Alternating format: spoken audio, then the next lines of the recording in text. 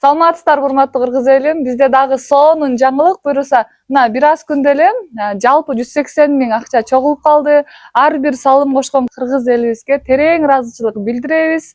Анан көпчүлүк суроолорго жооп бере кетсем, Беренбек байке кайсыл жактан болот экен, канча жашта, кайсы жылкы, балким дагы жардамга кол сунган классташтары бир теңдүүлөр чыгат деген сунуштар болуп жаткан. Ошону кененирээк айта кетейин. Беренбек байке бул Талаш шаары Бакай Ата районундагы Калилин азыркы аты Ынтымак айылында төрөлүп өсүп чоңойгон. 1981 жылкы болот. Ошол эле айылда жашап, ошол айылда чоңоюп, ошол айылда мектепте окуган.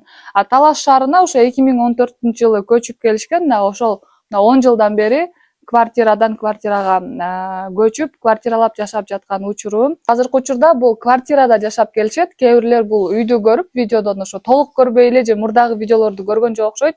Чоң үйү бар экен го деп жазышыптыр да.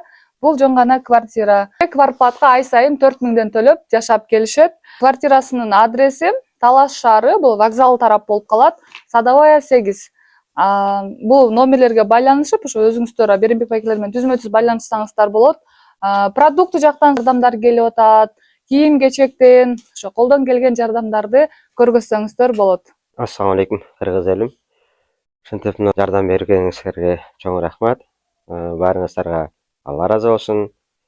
Кудай буйрса, Алла насип кылса, ошентип кичинекей кепедей болсо да ошол бир тамга ээ болуп калсам, Аллага шүгүр деп. Баарыңыздарга ыраазычылык, таазим кылып берелим. Беренбек байкелер ушул Временкада дагы квартирада 1 жылдай жашашкан. Анан бул шлак менен салынгандыктан тердеп кайра муздай бергенинен сыырайс болуп кетип, кыздары ооруп, тынымсыз ооруп калгандан кийин кайра бул үйгө көчүшкөн. Азыр ушул квартирада жашашат. Мынакей. Биз алдынан тартып атабыз го, артынан ушундай. Бул жакта мына чакан огороду бар экен. Жазында бул жака как положено иштетишип, картошка жана башка нерселерди тегишет экен. Мынакей.